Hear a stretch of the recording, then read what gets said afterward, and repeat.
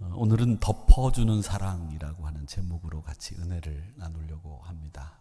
여러분 한 주간 동안 잘 지내신 것 같아 보여서 감사하고 고맙습니다. 다 얼굴들이 좋으시고 우리 원로 장로님들, 은퇴하신 장로님들 얼굴을 뵈니까 또 건강하신 것 같습니다. 나오셔서 이렇게 앉아 계신 것을 볼 때마다 감사하고 고맙습니다. 서양이 근대화되어 가는 과정에 그 서양을 이끌어낸 큰 네 가지 이념이 있습니다. 그 이념이 하나는 자유주의, 또 하나는 개인주의, 또 민주주의, 자본주의, 이 네 가지 이념이 서양을 근대화하는데 서양을 이끌어낸 이념입니다. 근데 이 조금 전에 말씀드린 네 가지 자유주의, 개인주의, 민주주의, 자본주의를 가만히 보세요. 자유주의가 좀 도에 지나치게 되면 방종이 되기 쉽습니다. 개인주의가 너무 지나치게 되면 이기주의가 되기 쉽습니다. 민주주의가 도에 지나치게 되면 바른 뜻보다도 사람들의 뜻에 의해서 움직이는, 소위 말하는 사람들 중의에 따라 움직이는 포퓰리즘이라고 하는 것이 되기 쉽습니다. 자본주의가 되면 부익부 빈익빈 현상이 더 심해질 수 있습니다. 이런 단점들을 보완하기 위해서 이 서양 사회는 나름대로 보완하는 이념을 두 가지를 더 보충해서 지켰습니다. 그게 뭐냐면 약속 지키기입니다. 서로에게. 이걸 사회학적으로는 어려운 말로 사회 계약론이라고 부릅니다. 또 하나는 관용의 윤리입니다. 이 관용의 윤리와 약속 지키기라고 하는 이 두 가지 보완된 이념이 이 네 가지 자유주의, 민주주의, 개인주의, 그리고 자본주의라고 하는 이 현대로 이끌어간 이 사회, 근대화 사회, 그 세 가지, 네 가지 이념을 보완하고 충족시키는데 도움이 됐던 겁니다. 저는 이걸 보면서 우리 한국 사회가 지금 제일 필요한 게 뭘까 생각을 하다가 이 관용의 윤리가 우리 한국 사회에서는 제일 필요하다라는 생각을 해보았습니다. 왜냐하면 우리 한국 사회는 지금 말이죠, 도무지 남을 이해하지 않으려고 하고 남의 이야기를 안 듣는 세상이 됐습니다. 특히 남의 이야기를 안 듣는 것이 마치 자기가 신념이 있는 사람인 것처럼 보이기 위함인지는 몰라도 자기 신념이라고 하는 것을 지키기 위해서인지 남의 이야기는 도무지 듣지 않는 그런 세상이 됐습니다. 어떻게 보면 이 관용의 윤리가 없기 때문에 우리 한국 사회가 이거 걱정이다라고 하는 것이 참 이 목사인 저의 마음에는 드는 거죠. 사람에게는 누구에게나 독단이 있습니다. 자기 신뢰 있습니다. 특히 종교를 신봉하는 사람들에게는 이 독단적인 면이 굉장히 많고 자기 신념이 가득 차 있는 사람들이, 이 종교를 가진 사람들이 대부분입니다. 그래서 이 철학자 휴미라고 하는 사람은 자기 자신에 대해서 회의하고 의심해 봐야 된다. 다른 사람을 회의하고 의심하는 것보다 신앙을 가진 사람은 먼저 자기를 회의하고 자기를 의심해야 된다. 이 이야기를 했고요. 그러면서 이 종교를 가지고 있는 사람이 정말 필요한 덕목이 뭐냐? 관용이 필요한 사람이 이 종교를 가진 사람들에게는 정말 관용이 필요하다. 그렇게 이야기를 했습니다. 계몽사상가인 이 볼테르라고 하는 사람은 기독교는 가장 관용적인 종교이지만 기독교인은 가장 관용이 없는 사람들이다. 그렇게 이야기를 했습니다. 그만큼 종교를 가진 사람일수록 독단적이고 종교를 가진 사람일수록 관용하고는 거리가 멀어질 확률이 많다는 얘기죠. 오늘 베드로전서 4장 7절에서부터 11절 말씀을 읽었는데 이 베드로 사도는 오늘 이 말씀이 마지막 때 신자의 삶을 그려놓고 있는 말씀이라고 우리에게 전하고 있습니다. 그리고 시작이 7절에 만물의 마지막이 가까이 왔으니 라고 시작하면서 이 마지막 때 신자들이 어떻게 살아야 되는지 그걸 기록해 두고 있습니다. 오늘 말씀에 보면 그 마지막 때 신자의 삶은 어떤 삶이냐? 7절의 말씀에 보니까 정신 차려라, 근신해라, 기도해라. 8절의 말씀에 보니까 서로 사랑할지니, 또 9절의 말씀에 보면 서로 대접하기를 원망 없이 하고, 10절의 말씀에 보면 은사 받은 대로 서로 봉사해라. 그리고 11절 말씀에 보면 말을 하려고 하면 하나님의 말씀을 하는 것 같이 하고 인간적인 말이나 세상적인 말, 너를 즐겁게 하는 말 하지 마라. 교회에서 봉사하려고 한다면 네 힘으로 하지 말고 하나님이 공급하시는 힘으로 하는 것이 마땅하다. 이게 베드로 사도가 이 마지막 때 신자의 삶을 정리한 내용입니다. 정신 차리고 근신하고 기도하고 서로 사랑하고 대접하고는 이러쿵저러쿵 얘기하지 말고 은사대로 봉사하고 말하려면 하나님의 말씀처럼 하고 봉사하려면 네 힘으로 하지 말고 네 능력 의지하지 말고 하나님이 주시는 힘으로 봉사해라. 근데 여러분 오늘 이 베드로전서 4장 7절에서부터 11절까지 말씀해 보면 유독 우리 눈에 띄는 그리고 자주 나오는 단어가 있습니다. 그 8절, 9절, 10절에 나오는 서로라고 하는 단어입니다. 서로 사랑할지니 서로 대접하기를 서로 봉사하라. 이 서로는 예수님도 자주 말씀하신 말씀의 내용입니다. 요한복음 13장 34절의 말씀에 보면 새 계명을 너희에게 주는데 서로 사랑하라. 내가 너희를 사랑한 것 같이 너희도 서로 사랑하라. 나 혼자만 사랑하는 게 아니고 너 혼자만 사랑하는 게 아니고 서로 사랑하라는 겁니다. 너만 나를 사랑해야 돼. 어불성설이죠. 특히 신자라고 한다면 너만 나를 사랑해야 된다는 식의 행동을 하는 것은 유아기적인 신앙입니다. 내가 사랑받았으면 사랑해야 되고 서로 사랑하는 것이 순리이고 마땅한 일입니다. 그런데 그렇게 서로 사랑하라고 돼 있는데 서로 사랑을 어떻게 하라고 돼 있는지 한번 보세요. 8절 말씀을 한번 띄워주시기 바랍니다. 서로 사랑하는데 어떻게 사랑해야 되냐? 뜨겁게.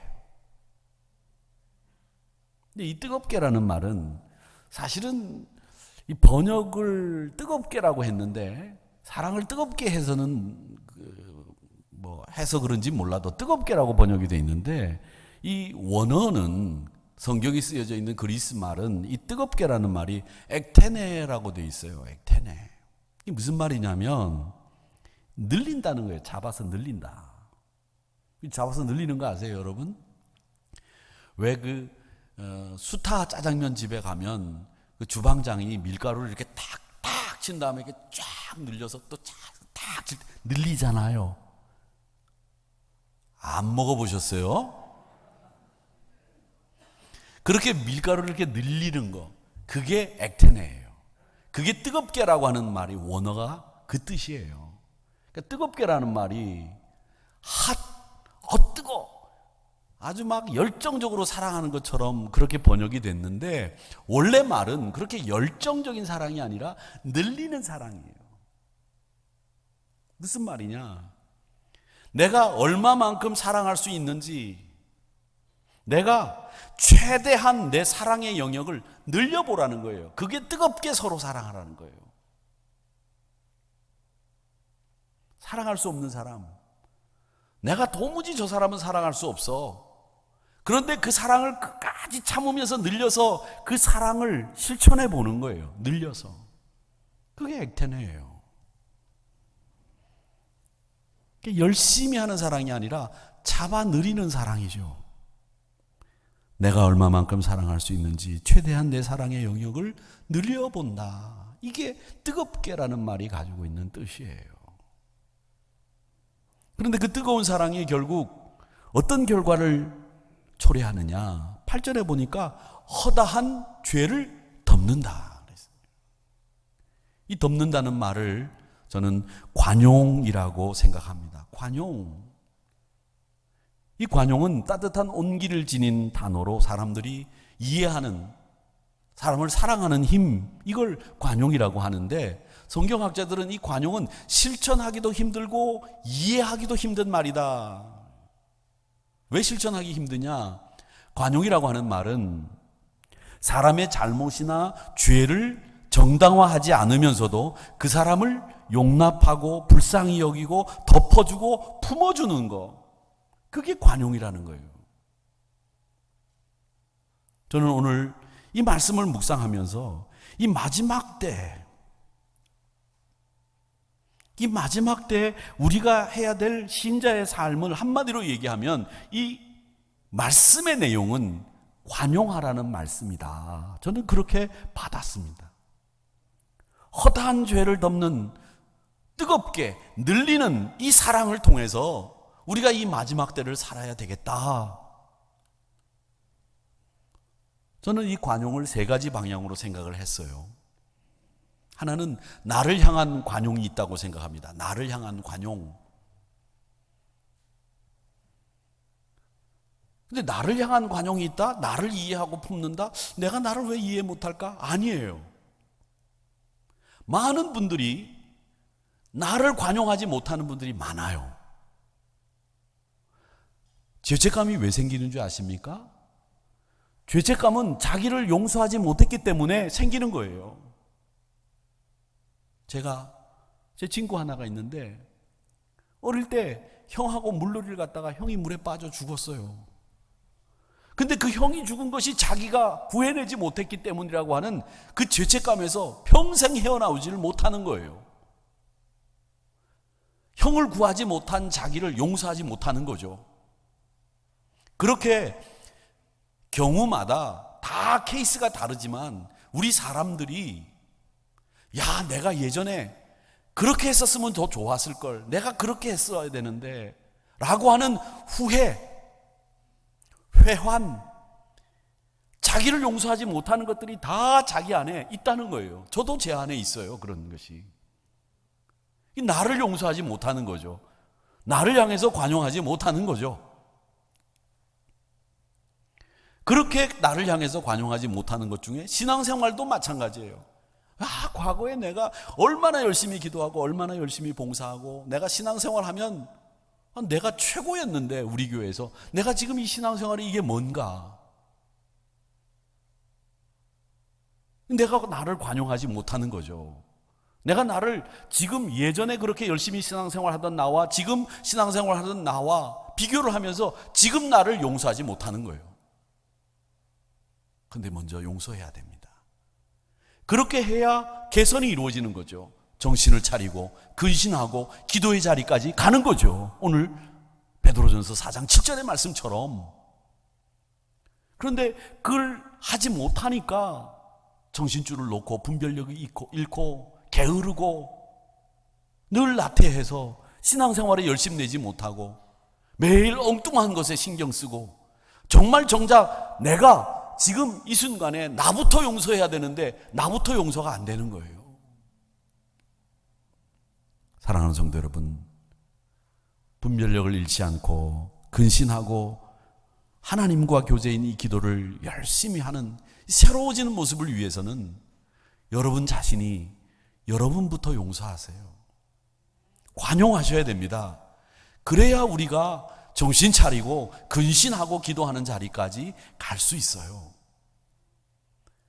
그 다음에 또 하나는 하나님을 향한 관용인데, 사실 하나님을 향한 나의 관용이라고 하는 말은 말이 좀 안 되는 이야기입니다. 하나님이 나를 관용하고 받아주시고 품어주셔야지 내가 하나님을 관용하고 품어준다? 말이 안 되는 얘기죠. 그런데 이 관용을 상대방을 이해하고 품어주는 것으로 그렇게 본다면, 하나님을 향한 관용이라고 하는 것은 뭐냐면 내가 하나님을 품어주고 덮어주는 게 아니라 하나님을 이해하는 자리까지 가는 거예요. 하나님을 이해하는 거, 그게 관용이라는 거죠. 오늘 11절 말씀해 보면 이렇게 얘기하지 않습니까? 말하려면 하나님의 말씀하시는 것 같이 하고, 봉사하려면 하나님이 공급하시는 힘으로. 이게 뭐냐? 하나님이 원하시는 게 뭔지를 아는 게 하나님을 향한 관용이에요. 내가 하나님을 아는 거죠. 이해하는 거죠.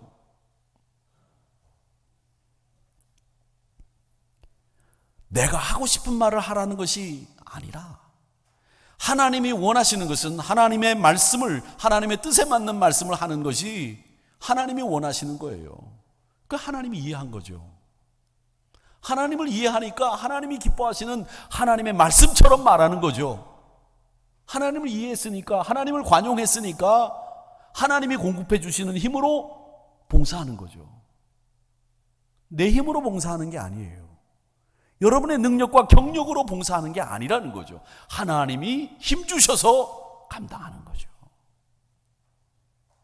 만약에 내 힘으로 봉사한다고 한다면 여러분 자랑이 될 수 있겠고, 자칫 교만의 구렁텅이로 몰아갈 수 있기 때문에 하나님의 영광을 드러내기 위해서는 하나님이 공급하시는 힘으로, 하나님의 말씀으로 말하고 애써야 된다는 것.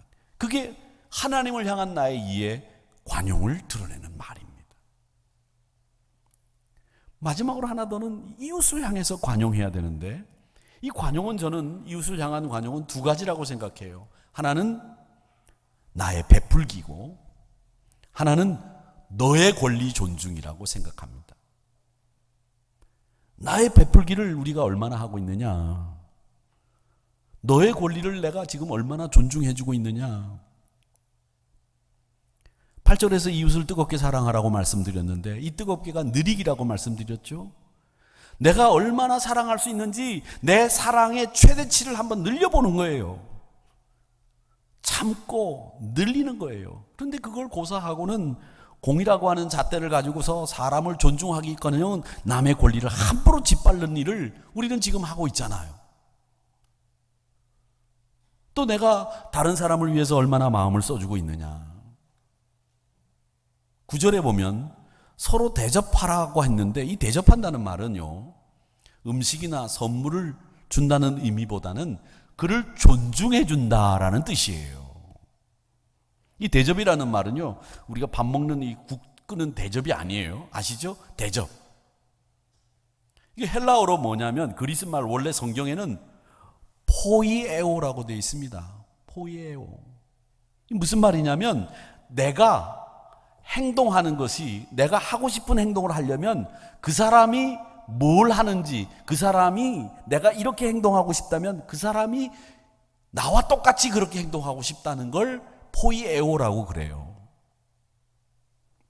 쉽게 말씀드리면, 어제 아침에 이제 우리 강남지방 목사님들하고 장로님들이 식사를 하는데, 어떤 목사님이 저한테 오더니 뜬금없이 윤 목사 머리 헤어스타일이 멋있어, 그렇게 얘기하시더라고요. 그래서 제 머리가 제 머리죠, 곱슬머리에다 멋있을 게 뭐 있겠습니까? 그랬더니 제가 감사합니다 그래 놓고 가만히 있었더니 윤 목사 내 머리도 좀 봐, 그러시는 거예요. 머리를 보니까 머리가 많이 이렇게 짙어졌어요. 그러면서 뭐라고 그러시냐면 3,400개 심었어, 그러시더라고요. 그러니까 내 머리 봐달라는 말을 그렇게 하신 거예요. 그래서 제가 거기서 깨달은 게 하나 있어요. 여러분, 칭찬받으려면 남을 칭찬해야 칭찬받을 수 있어요. 내가 남을 존중해야 나도 존중받는 거예요. 우리 은퇴하신 장로님들과 기도하신 우리 권사님들이 왜 우리 한우리교회에서 존경받느냐? 저는 이렇게 생각해요. 그분들이 우리 교회를 위해서 일찍이 헌신하시고 기도 자리 지키셨기 때문에, 우리를 사랑하셨기 때문에 우리가 존경하는 거다. 그렇다면 우리도 후일 다음 세대로부터 존경받으려면 헌신의 자리를 지키고 사랑해주고 기도해주는 그 모습을 보여주어야 우리도 후일 존경받을 수 있다. 답이 나오는 거예요. 이게 포이에오예요. 대접하라.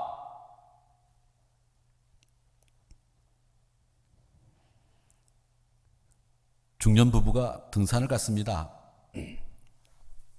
한참을 가다가 남편이 힘들었던 모양입니다.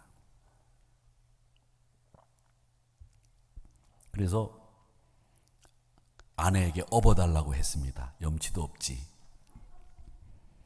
연약한 아내가 남편을 업었습니다. 남편이 내릴 생각을 안 해요. 근데 업혀가지고서는 한참 가다가 얄밉게 한마디 합니다. 나 무겁지? 그러니까 아내가 기다렸다는 듯이 말합니다. 아, 무겁죠. 왠 줄 아세요? 머리는 돌이지, 얼굴은 철판이지, 간땡이는 부었지. 그러니 안 무겁겠어요? 이 말을 들은 남편이 화가 나서 얼른 내렸어요. 둘이 이제 기분 나빠서 말없이 가는데, 이번엔 이제 아내가 다리가 아파요. 그래서 남편에게 기분 나쁘지만 서로 업어달라고 합니다. 남편이 말없이 아내를 업었습니다. 아내가 업히고 나면서 한마디 합니다. 여보, 나 가볍지? 남편이 대답합니다. 가볍지. 왜 가벼운 줄 알아? 머리는 비었지, 양심은 없지, 허파는 바람 들었지, 싸가지는 없지. 엄청 가볍네?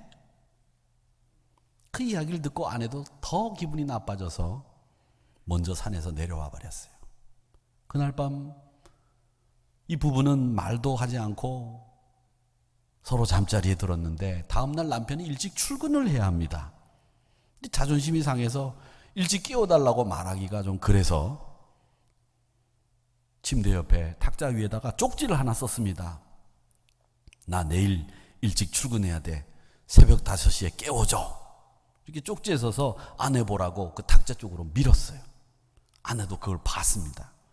그 확인하고 잠자리에 들었어요. 다음날 아침입니다. 남편이 눈을 떠보니까 아뿔싸 5시에 일어나야 되는데 아침 7시예요. 늦었죠. 큰일 났습니다. 늦어도 보통 늦은 게 아니라 2시간이나 늦었어요. 화가 나서 아내에게 소리를 쳤습니다. 왜 5시에 깨우지 않았느냐고.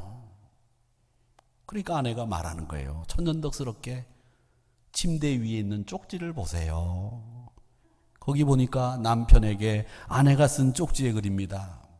여보, 새벽 5시예요. 일어나세요.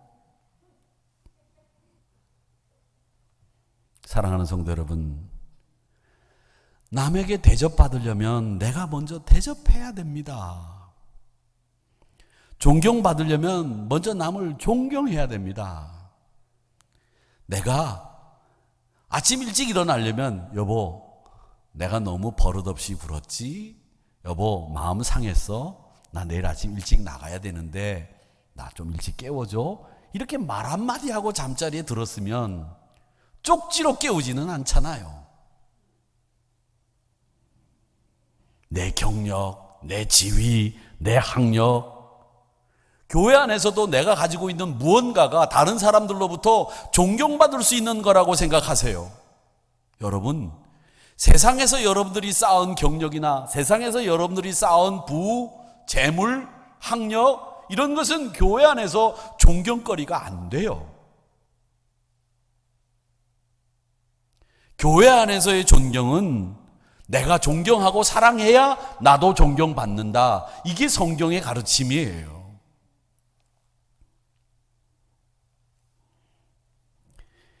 관용을 베풀고 사랑을 베푼 이야기 중에 뭐가 있을까? 이렇게 성경을 묵상하다 보니까 제가 요즘 수요일 날 왕들의 이야기를 강의하고 있는데 깜짝 놀라서 발견한 말씀이 열왕기하 6장의 말씀입니다. 그 6장의 말씀에 보면 이 아람이라고 하는 군대가, 아람이라고 하는 나라가 이스라엘, 북이스라엘을 굉장히 많이 괴롭혔어요.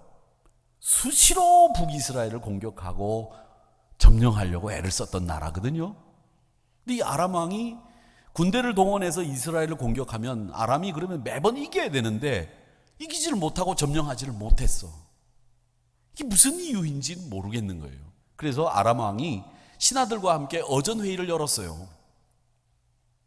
야, 도대체 우리가 전략이 없냐? 군사력이 부족하냐? 뭐 때문에 우리가 이스라엘을 점령하지 못하느냐? 우리가 한번 서로 난상 토론이라도 해서 이 문제를 해결해 보자. 이 이스라엘을 점령하고 망하게 해야 되는데 왜 못하는지 우리가 한번 얘기를 나눠보자. 그 회의를 하는데 한 신하가 손을 들고 얘기합니다. 왕이요, 우리가 왜 못 이기는 줄 아십니까? 뭐 때문이냐? 북이스라엘에 엘리사라고 하는 선지자가 있기 때문에 그렇습니다. 뭐? 엘리사? 그 사람이 왕이 침실에서 하는 이야기도 다 듣는 것처럼 너무나 세세한 사항까지도 다 알고 있습니다. 그러니 우리가 못 이기죠. 그래? 그럼 엘리사가 어디 있느냐? 도단에 있습니다. 그러면 군사를 일으켜서 우리 도단에 가서 엘리사를 잡아오자. 그래서 아람 군대를 일으켜서 도단에 있는 엘리사를 잡으러 갔습니다.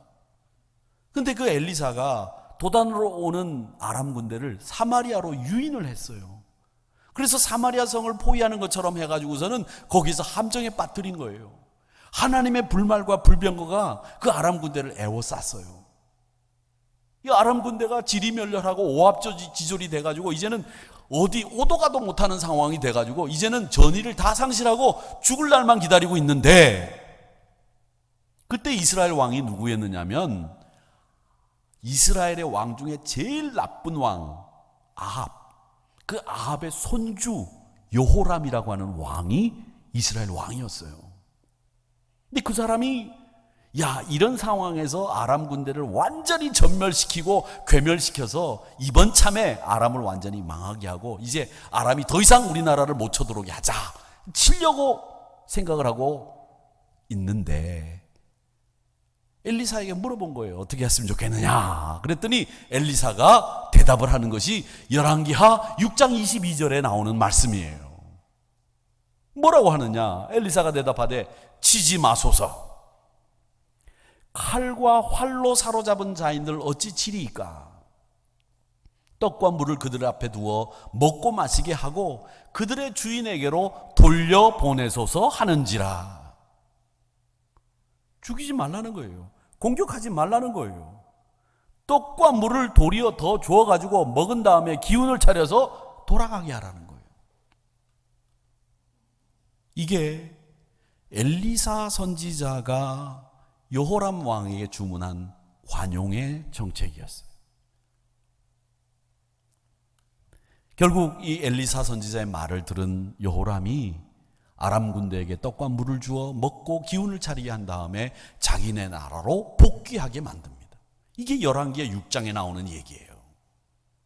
그리고는 아람 군대가 다시는 북이스라엘을 쳐들어오지 않았다. 물론 나중에는 또 쳐들어오긴 했지만, 저는 이 이야기를 성경에 나오는 대표적인 관용을 베푼 이야기라고 생각합니다. 여러분, 이스라엘 군대가 아람 군대를 만약에 쳐가지고 무찌르고 죽였다면 그 전쟁은 이스라엘과 아람의 전쟁이 됐을 거예요.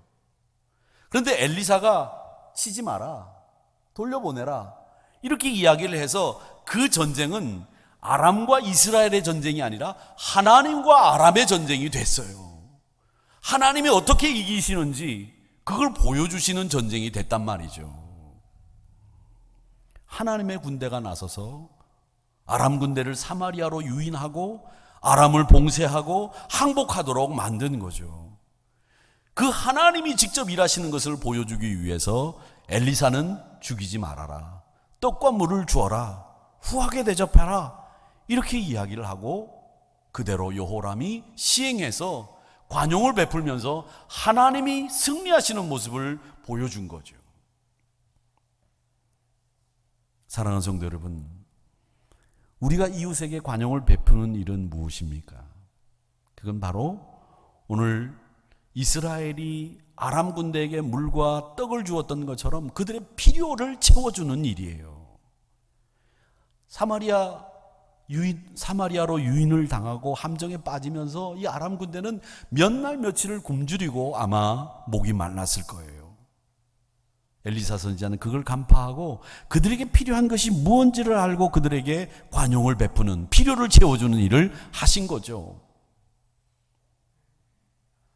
여러분, 왜 우리가 관용해야 됩니까? 관용해야 되는 이유는 우리가 세상에 있는 사람들과는 달리 우리가 관용해야 되는 이유가 있는데, 그게 뭐냐면 그건 여러분들은 영적 권위를 가지고 있기 때문에 여러분은 관용하셔야 돼요. 엘리사 선지자가 아람 왕의 침실에서 하는 이야기까지 들을 수 있는 영적인 파워와 권위가 있었기 때문에 관용할 수 있었던 거예요. 여러분들이 관용할 수 있는 이유는 여러분들에게, 세상 사람들에게는 없는 영적인 파워와 영적인 권위가 있기 때문에 여러분은 관용하셔야 돼요. 아람 왕의 일거수일투족을 꿰뚫어 있는 영적인 파워가 있는 그 엘리사, 이런 영적인 권위가 있는 사람 중에 보면요, 사람을 호령하고 자신의 수하에 넣으려고 하고 부리려고 하는 사람들이, 영적 권위를 가진 사람들이 있어요. 그건 영적인 권위를 남용하는 처사예요. 그것으로 자기의 이득을 보려고 하는 사람들도 있어요. 근데 진짜 영적인 권위를 가지고 있는 사람은 엘리사처럼 관용하는 자세를 보이는 거죠. 다른 사람을 부리고 내가 영적인 파워가 있고 권위가 있으니까 너 나 따라야 돼, 너 내 말 들어, 이렇게 하는 게 아니라 그걸로 관용하고 그걸로 섬기고 대접하는데 영적 권위를 쓰는 거죠. 그게 권위를 더해주는 힘입니다. 경북대 총장을 지닌 박찬석 교수님의 이야기를 제가 언젠가 한번 소개한 적이 있었는데 한 번 더 소개를 하려고 합니다. 그분이 아버지라고 하는 글을 쓰셨는데, 난 전교 68명 중 68등이었다. 내 고향은 비교적 가난한 곳이다. 그러나 아버지는 가정의 형편도 안 되고 머리도 안 되는 나를 대구로 유학을 보냈다. 대구 중학을 다녔는데 공부가 하기가 싫었다. 1학년 8반, 석차는 68명 중 68등 꼴찌를 했다. 부끄러운 성적표를 가지고 고향에 가는 어린 마음에도 그 성적을 내밀 자신이 없었다.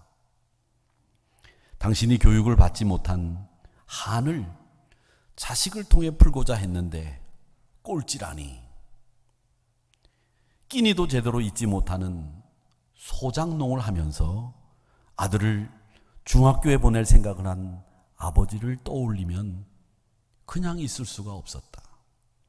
그래서 잉크로 기록된 성적표를 68명 중에 68등을 68명 중에 1등으로 고쳐서 아버지께 보여드렸다. 아버지는 보통 학교도 다니지 않았으므로 내가 1등으로 고친 성적표를 알아차리지 못할 것으로 생각했다. 대구로 유학한 아들이 집으로 돌아왔으니 친지들이 몰려와 찬석이는 공부를 잘했더냐 물었다. 아버지는 앞으로 봐야지, 이번에는 어쩌다 1등을 했는게 라고 했다. 이를 들은 친척들은 아버지의 이름인 명순이를 부르면서, 명순이는 자식 하나는 잘 뒀어, 1등을 했으니 책거리를 해야지. 당시 우리 집은 동네에서 가장 가난한 살림이었다. 이튿날 멱을 감고 돌아오니 아버지는 한 마리뿐인 돼지를 잡아 동네 사람들을 모아놓고 잔치를 하고 있었다. 그 돼지는 우리 집 재산 목록 1호였다. 기가 막힌 일이 벌어진 것이다. 아버지 하고 불렀지만 다음 말을 할 수 없었다. 그리고 집을 뛰쳐나갔다. 그 뒤로 나를 부르는 소리가 들렸다. 겁이 난 나는 강으로가 죽어버리고 싶은 마음에 물속에서 숨을 안 쉬고 버티기도 했고 주먹으로 내 머리를 치기도 했다. 충격적인 그 사건 이후 나는 달라졌다. 항상 그 일이 머리에 맴돌고 있었기 때문이다. 그로부터 17년 후 나는 대학 교수가 되었다.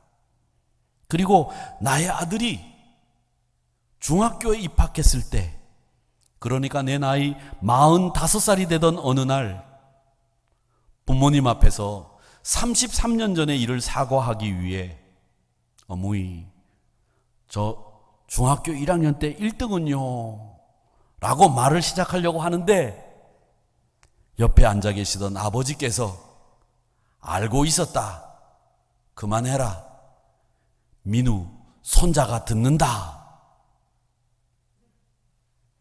자식의 위조한 성적을 알고도 재산 목록 1호인 돼지를 잡아 잔치를 하신 부모님의 마음을 박사이고 교수이고 대학 총장인 나는 감히 아직도 알 수가 없다. 여러분, 관용이라고 하는 것이 이런 거 아니겠습니까? 요즘처럼 혼자 똑똑한 척하고 아는 척하는 사람들보다 그냥 알아도 박찬석 총장님의 아버지처럼 모른 척하고 덮어주는 사랑이 그리운 때가 아닙니까?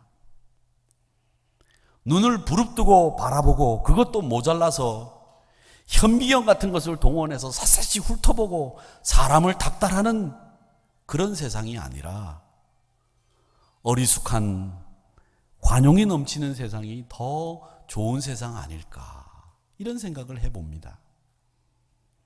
그런 세상은 불의가 판을 치고 그런 세상은 부패가 심할 것 같지만 그런 우려는 우리 어리석음일 뿐입니다. 그런 걸 이제 털어냈으면 좋겠어요. 조금만 손해봐도 눈을 똑바로 뜨고 따지는 그런 세상이 아니라 그냥 그런가 보다 넘어가주는 그런 세상이 대한민국이고 우리 한우리 성도였으면 좋겠다는 생각을 합니다. 선거가 지난주 끝났습니다. 승자가 있고 패자가 있었습니다. 이 선거가 끝난 이 즈음에 정말 정치를 잘하시는 분이라면 승자가 패자를 불러서 고생했다, 너희도 힘 많이 들었겠구나, 위로해주는 세상을 그려봅니다. 그리고 패자를 불러서 힘을 모아서 마지막까지 최선을 다해서 이 코로나를 물리치고 이 대한민국 경제에 다시 활력을 불어넣자고 말하는 승자가 우리 정치계에도 있었으면 좋겠고 그런 대통령을 보고 싶습니다.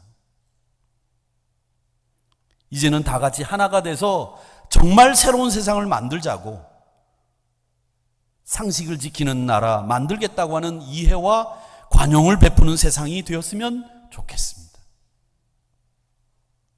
우리가 어려워도 힘을 보태자고 광고 시간에 말씀을 드렸습니다. 우리도 어렵지만 더 어려운 교회 많이 있는데 이럴 때 우리가 힘을 합해서 그 어려운 교회들을 한번 돕자. 관용을 실천하는 교회가 되었으면 좋겠습니다. 관용을 실천하는 성도들이 됐으면 좋겠습니다.